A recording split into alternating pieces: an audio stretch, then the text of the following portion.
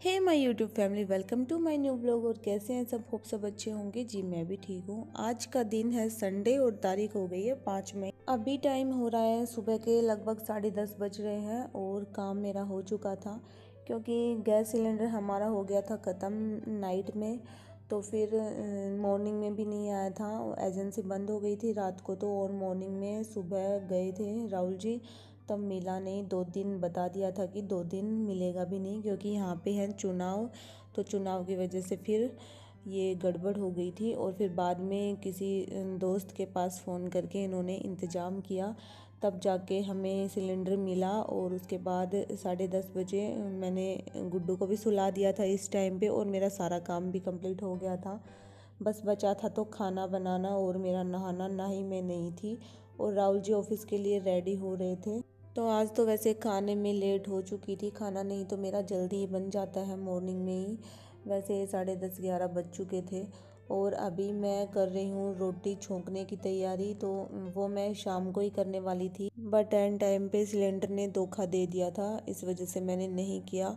और आलू वगैरह मैंने कट कर लिए थे सब, वो मैंने रात को फिर फ्रिज में रखे। और अभी सुबह मैं बना रही हूँ यहाँ पे रोटियाँ बची हुई थी, तब मैं उसकी रोटी छोंकूंगी।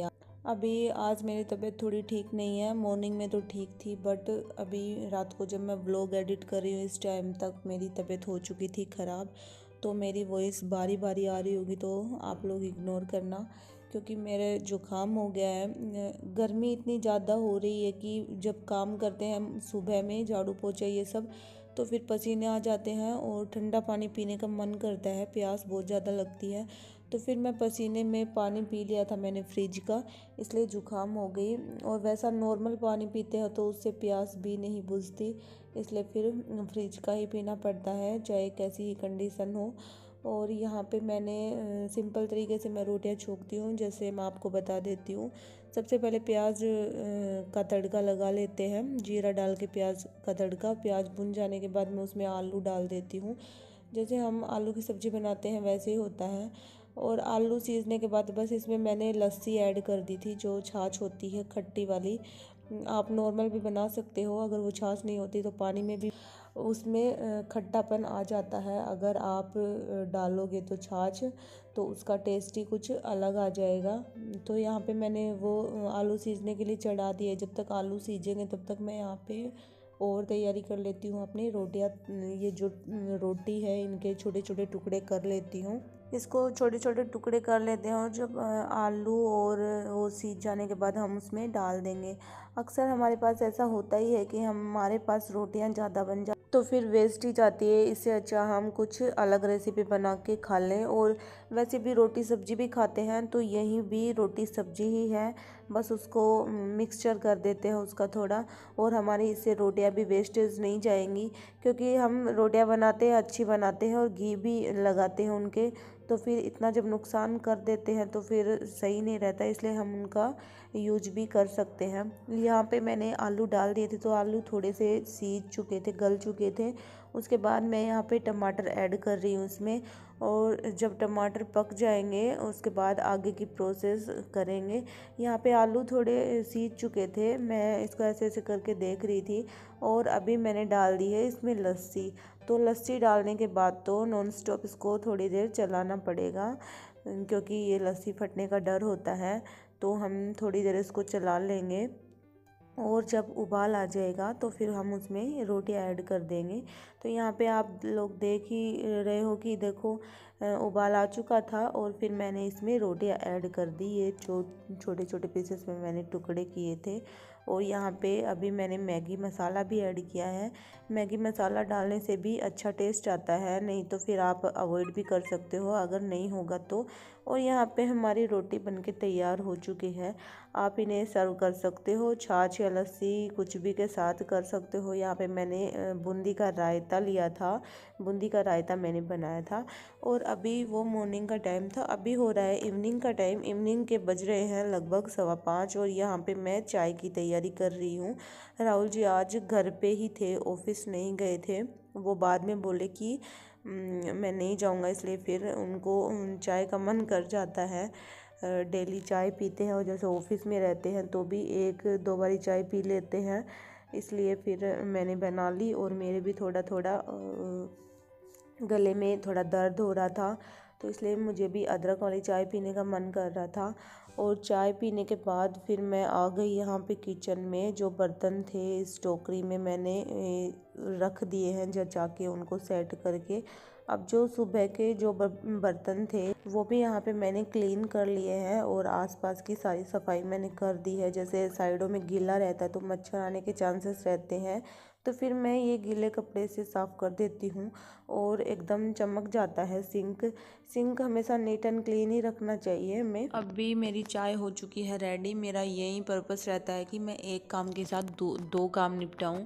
तो साइड में मेरे बर्तन भी साफ़ हो गए और चाय भी बन चुकी है। अब पियेंगे चाय। और चाय पीने के बाद थोड़ी देर बैठने के बाद मैं आ गई थी किचन में फिर से। तब मैंने दूध चढ़ा दिया है और दूध चढ़ाने के बाद फिर आ गई हूँ पूजा करने। तो पूजा भी हो चुकी है मेरी।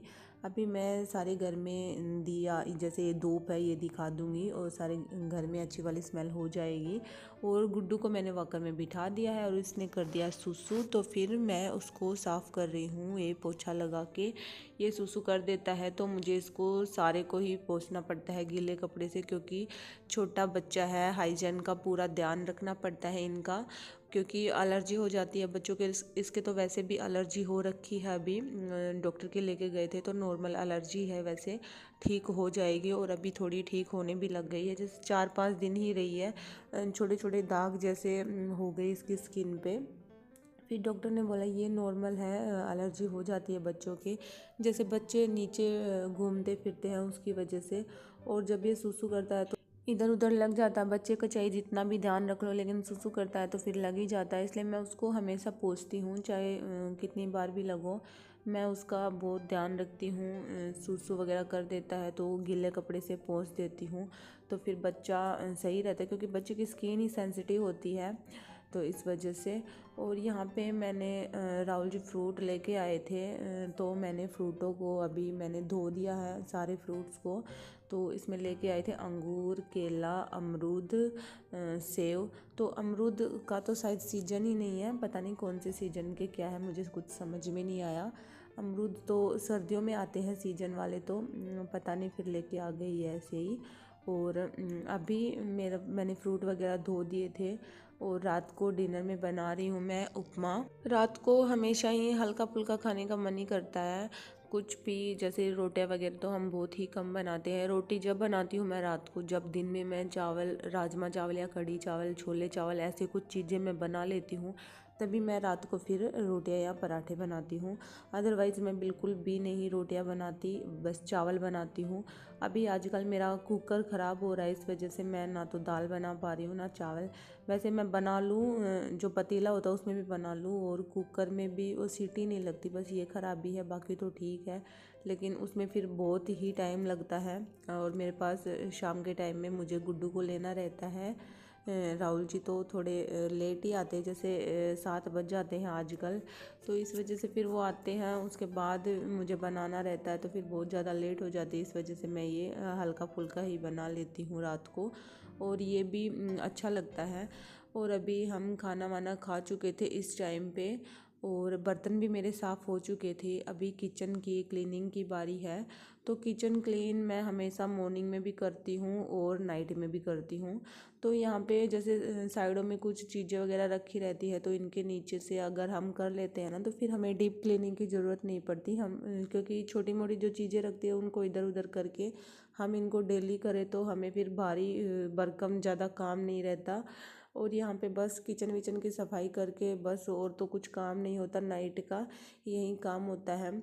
और यहाँ पे जो ये कपड़े हैं ये मैं लगाती हूँ, क्योंकि इन कपड़ों के बिना मुझे थोड़ा सुना सुना सा लगता है।